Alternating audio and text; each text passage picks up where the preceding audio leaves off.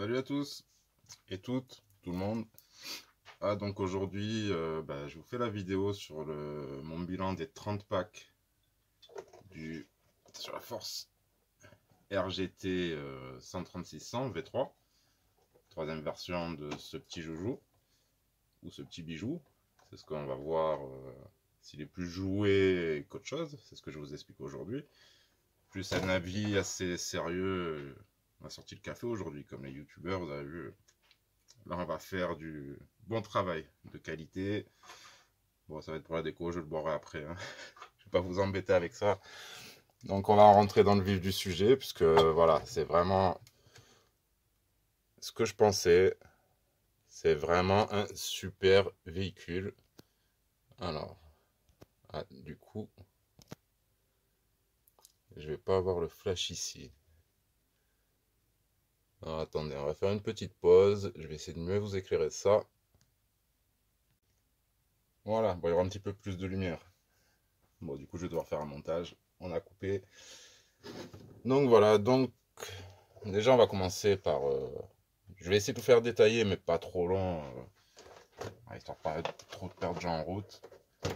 Alors déjà, niveau taille, vous voyez, ici on a différents 1 dixième. Bon, à savoir qu'ici on est sur un Suzuki Jimny, hein, ça, gabarit d'un samouraï, un Suzuki Samouraï, vu que c'est le remplaçant. Ici on a un empattement de 313, avec l'élément de Trail Runner. Voilà, si je mets roue à l'arrière, vous voyez, c'est un petit véhicule, mais il est quand même assez imposant. C'est un bon 1 dixième.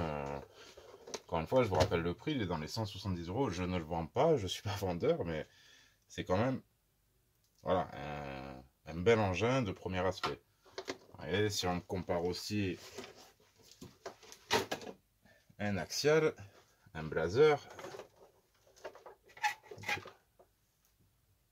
voilà, vous voyez le Blazer qui est assez imposant. Je trouve que ça fait assez réel, assez à l'échelle. Encore une fois, les échelles, c'est vraiment d'approximatif. En RC, c'est vraiment un peu compliqué, hein. Bon, après, il n'y a pas que l'échelle qui compte. On va aussi parler de... Hop, excusez-moi pour le petit bruit. Voilà, ici, hop. Qu'est-ce que je pense de la machine? Qu'est-ce que j'en ai ressenti par rapport aux tests que j'ai fait? Donc, vous avez vu les tests. Alors, les tests qui ont été faits full origine, hein, pas de cerveau changé, rien. Juste enlever la roue arrière, ça je m'y attendais un petit peu. Forcément, dès qu'on l'enlève, ça va beaucoup mieux, surtout avec la batterie à l'avant. Voilà, bon ça c'est un petit point d'ailleurs que je vais essayer de régler, de remettre la roue arrière, mais ça va faire partie des réglages, des upgrades. Mais c'est un petit détail, puisque franchement, c'est un joli petit véhicule. Donc d'extérieur, bon, l'aspect, on le voit, il est pas mal. Alors regardez, il a eu des grosses chutes, hein, si vous voyez sur les essais, il a tapé en plein sur le pare-choc.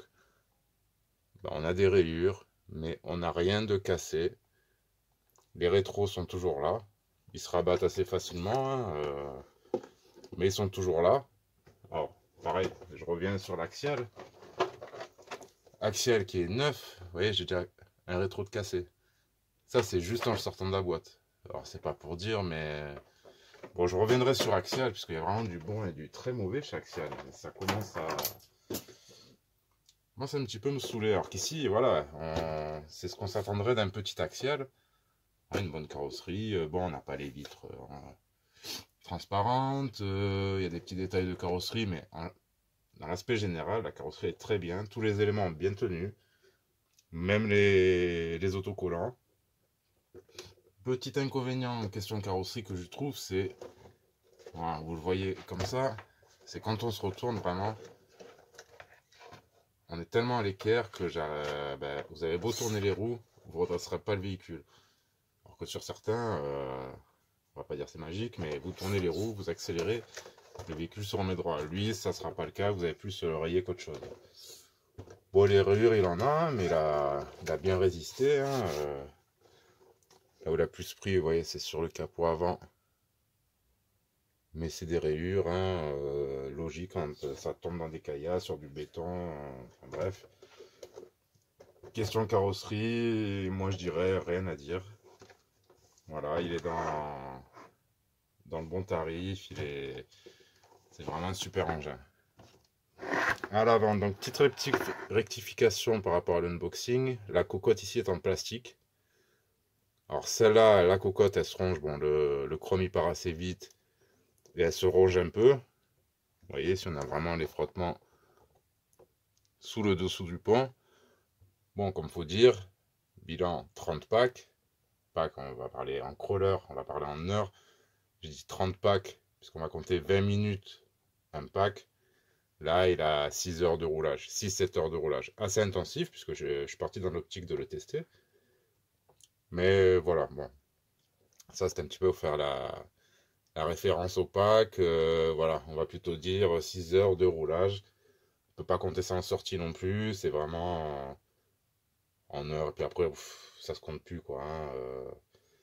Quand le plaisir entre en jeu, on n'est pas là à regarder la montre, ni même à regarder les batteries auto où elles sont. Voilà. Bon, là, c'était pour un test.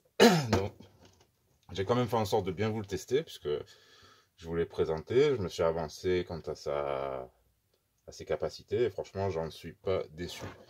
Évidemment, c'est pas un véhicule qui n'a aucun problème ou aucun défaut.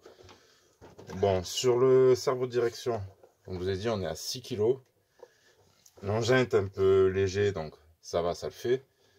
Soi-disant métal, mais avoir un grenage ici, bon, peut-être à l'intérieur en métal du cerveau, mais bref. En tout cas, il est toujours là. Il a fait le taf.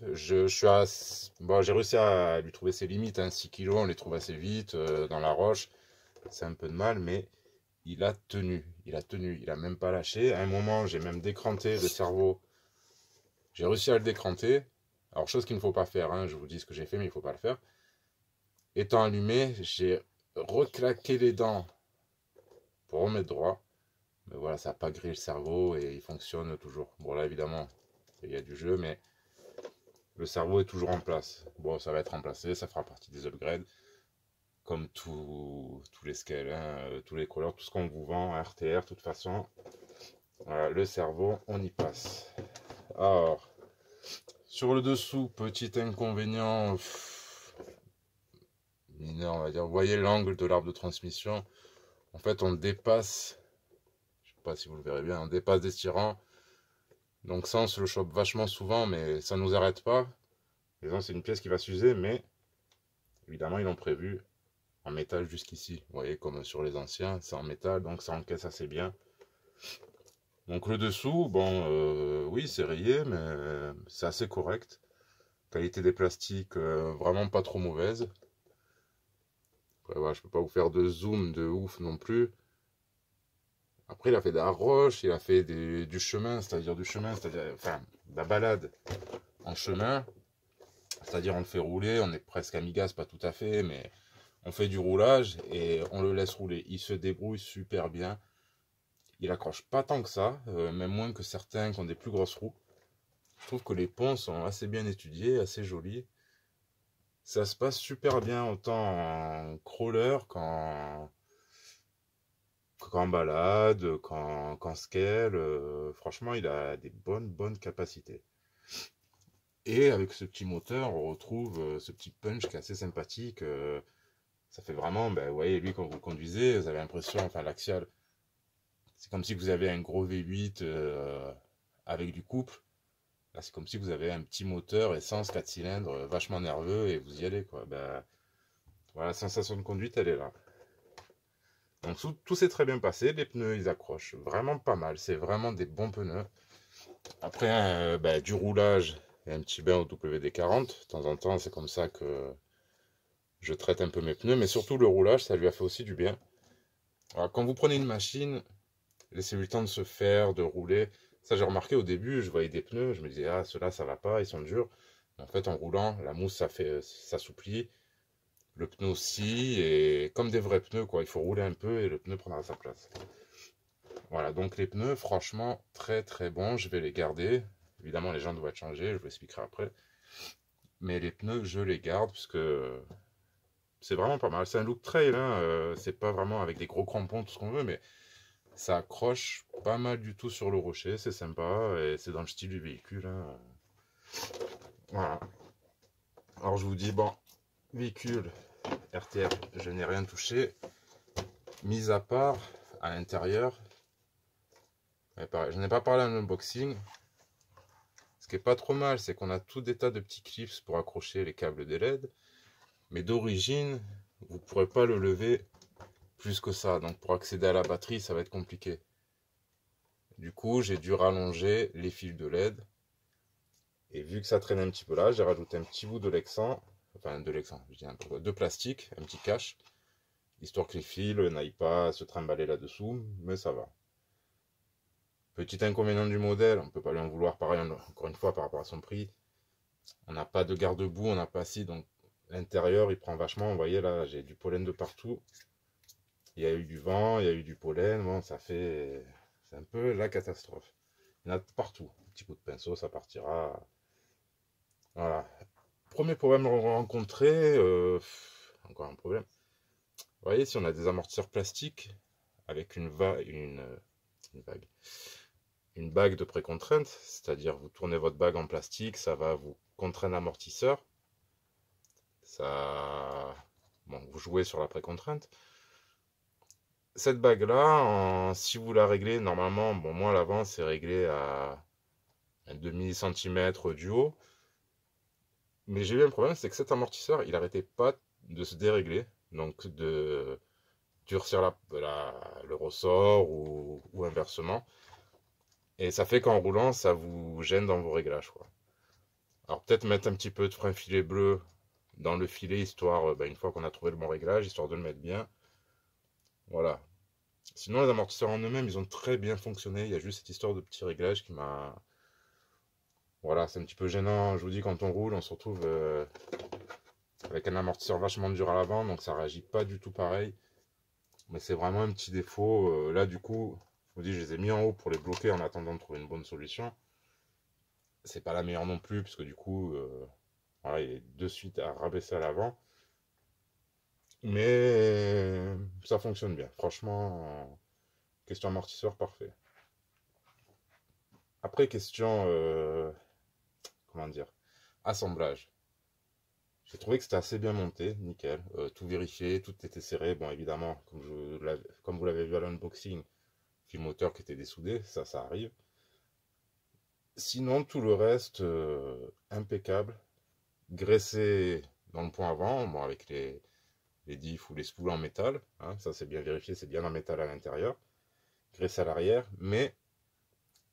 Alors, pareil, je suis pas assez pro pour savoir si c'est fait exprès ou pas. Mais bon, j'ai quand même vérifié après roulage, au bout de 4-5 heures de roulage. Ouais, j'ai pas fait de suite. J'ai démonté la petite boîte qui est ici. Bon, c'est comme avant, je crois que c'est la même qu'avant, il n'y a pas de slipper. À l'intérieur, c'est des engrenages plastiques. Ça fait le taf. C'est quand même assez souple, donc ça prend pas les à-coups. En plus que je roule en frein manuel. Ça d'ailleurs, je reviendrai là-dessus aussi. Donc, puis une boîte comme ça complète, c'est 12-13 euros. Mais bon, vu ce que je lui ai fait subir, j'ai conduit comme un débutant, j'ai fait conduire des débutants aussi. Ça encaisse, hein, très très bien. Par contre, inconvénient, j'ai ouvert ici, zéro graisse. Donc on est bien sur roulement, engrenage plastique, mais zéro graisse à l'intérieur de la boîte. Donc c'est 4 petites vis, d'ailleurs très petites. C'est avec, vous démontez ça avec du 1,5 en hexagone. Très très petit. Vous enlevez 4 vis, vous enlevez un cardan, vous ouvrez la boîte ici, vous balancez un peu de graisse, c'est vite fait. Après, je pense que ça peut même rouler sans graisse. Vous voyez, c'est... Mais je ne veux pas m'avancer là-dessus. Moi, je vous conseillerais, vous le recevez, vous regressez. De toute façon, un peu comme tous, mais sauf qu'ici, c'est vraiment de la simplicité. Faites ça avec des bons outils, n'allez pas foirer les vis. Et les vis, c'est pas de la qualité non plus, Axel ou Traxas. C'est assez moyen, mais ça tient quand même. Donc voilà, bon, ça qui n'était pas graissé. Sinon, tout le reste, nickel. Je vous dis, c'était graissé dans les ponts. Les amortisseurs, ils sont pleins d'huile. Voilà, et tout fonctionne. Et je reviens aussi sur la manette. Franchement, manette qui est vraiment au top. Hop, bon là on a les petits feux. Donc maintenant j'ai réussi à les régler. Bon, vous verrez pas, j'ai... Mais regardez quand même le cerveau. Il s'en sort très bien, ça braque très bien, la machine s'en sort très bien. On va reverser mon café. Oh, j'ai pas vu.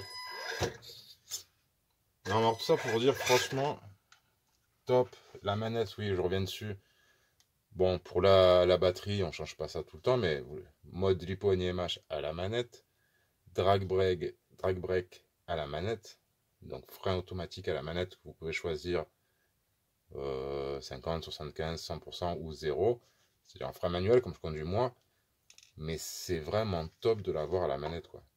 Du coup, je m'en suis servi, je me suis servi du drag brake de temps en temps. Vous arrivez sur un endroit où vous voulez vous en servir, pas besoin d'éteindre, pas besoin de quoi que ce soit. Vous l'activez ici, bien sûr, véhicule à l'arrêt.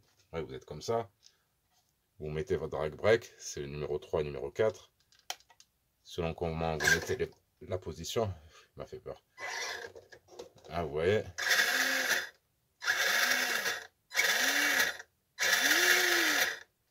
C'est... Alors que là, si je l'enlève, voilà.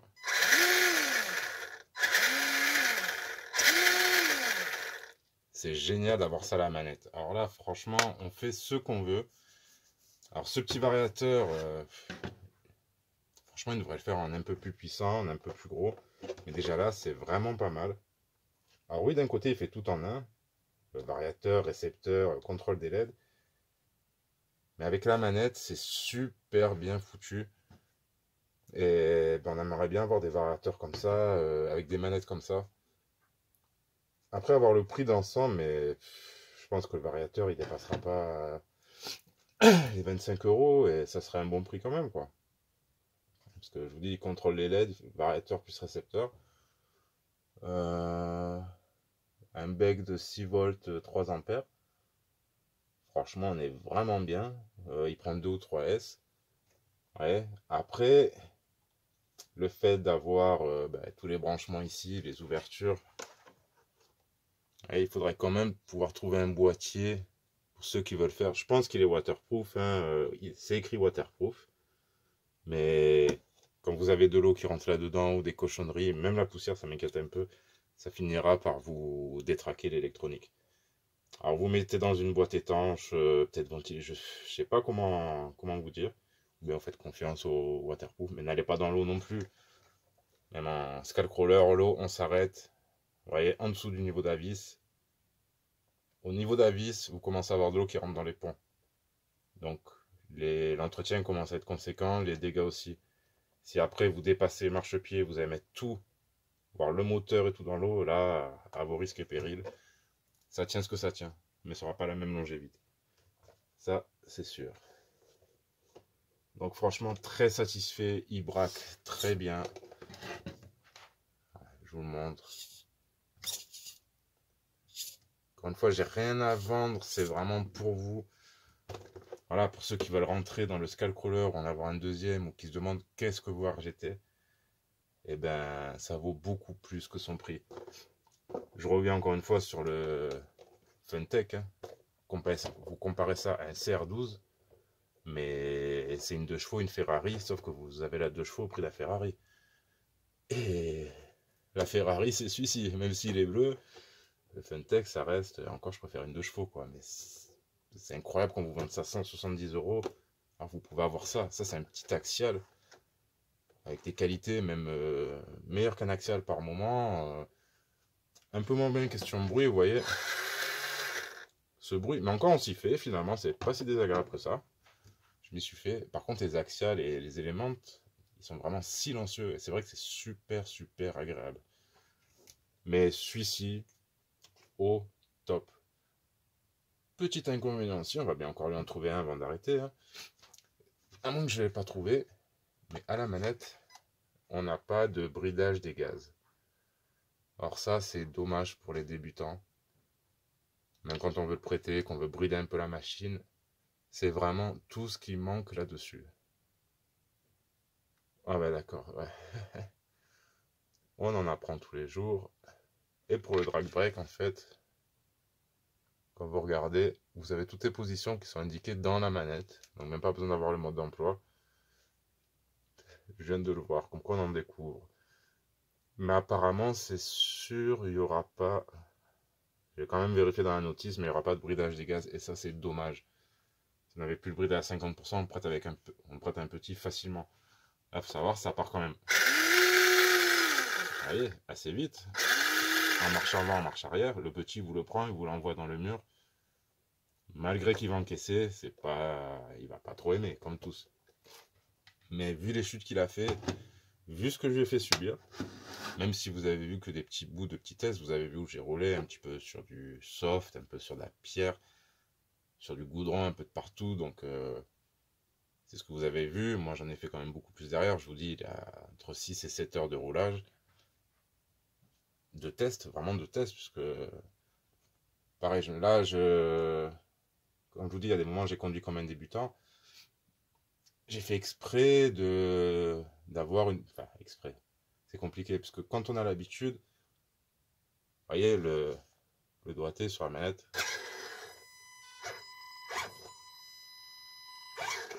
on l'a, et on sait gérer, on sait économiser son véhicule. Le but de tester, c'est pas de l'économiser, c'est de savoir comment un débutant, comment cette machine va réagir face à un débutant. Moi, je peux vous garantir qu'elle réagit très bien, que c'est du costaud, vous pouvez y aller les yeux fermés. Comme la majorité des RGT. Pareil, on verra ça dans d'autres comparatifs, où je ferai peut-être un petit guide d'achat par rapport à mes machines, par rapport à mes crawlers. Vous indiquer un peu pourquoi les choix et quel choix, enfin, si ça peut vous aider dans votre choix d'achat. Et voilà, donc ce que j'avais à dire sur ce petit RGT 13600. Donc là, il va faire il a déjà fait, hein, il va y avoir un dernier test de comparaison avec les deux autres crawlers sur un minuscule petit parcours que j'ai fait là derrière moi. Et après, ça va me permettre justement de attaquer ces upgrades. Donc ça va être des jantes métal qui va me permettre, oui, ça c'est aussi un de ses petits défauts, mais c'est normal par rapport à sa taille et sa belle carrosserie en dévers. À un moment, il va partir. Vous voyez, on a quand même du poids en haut par rapport à la carrosserie, le type de carrosserie. Là, si on en ferait un pick-up, il serait beaucoup plus léger. Moi, ce que je compte faire, histoire de pouvoir remettre le roue à l'arrière, c'est pallier à rabaisser le centre de gravité grâce aux jantes métal et avec des poids additionnels à l'avant, pallier au surplus de la roue arrière et pouvoir remettre la roue à l'arrière. Voilà. Après, à voir, parce que sur les versions V1, quand j'avais mis des roues trop lourdes, je trouvais le comportement pas génial. C'était pas top à conduire. Donc maintenant, je vais monter les upgrades, je vais essayer cette version et je vous ferai un retour aussi après upgrade. Savoir si ça vaut le coup d'upgrader ou alors s'il faut juste se laisser comme ça et puis en profiter tel qu'il est, quoi. Mais c'est vrai qu'avec ces petits moteurs, il a quand même du coup 35T 390. Je ne sais pas si, voilà, si la transmission va pas trop souffrir du fait d'avoir autant de poids à l'avant. Bon, pareil pour le poids à l'avant, le cerveau il va être changé, hein, même s'il fonctionne toujours. Du moment que vous mettez du poids, faut changer le cerveau. Donc on va passer sur ce qu'on a, 20, 25, je ne sais pas. Voilà. Et je vais voir s'il tient choc des upgrades. Je pense que oui, mais j'ai un petit doute. Question roulage, s'il sera aussi agréable à rouler. Ça, on verra. Je le verrai à l'avenir. En tout cas, encore une fois, je vous dis, j'ai rien à voir là-dedans, j'ai rien à gagner là-dedans. C'est pour vous. En entrée de gamme, allez-y, dans ces prix-là, allez-y, n'hésitez pas.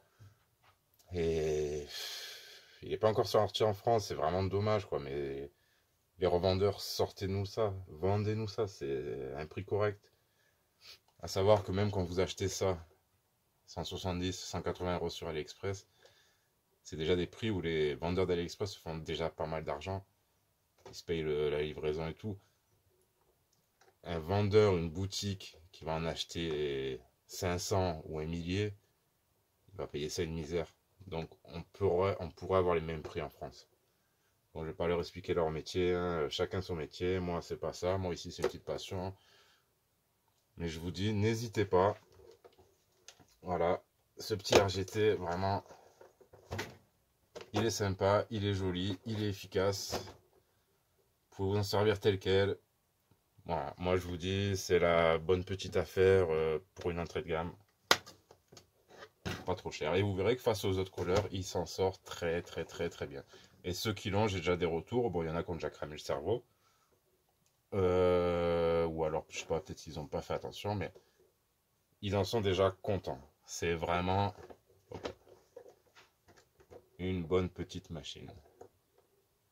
Sur ce, à la prochaine. Je vous tiens au courant pour les upgrades. Si ça tient pas, vous continuerez à le voir dans des vidéos. De toute façon, je vous dis encore une vidéo où il va être full stock. Et après, on va lui attaquer les upgrades. Et après, on va s'occuper aussi des autres, puisque il y a pas mal de machines à faire tourner.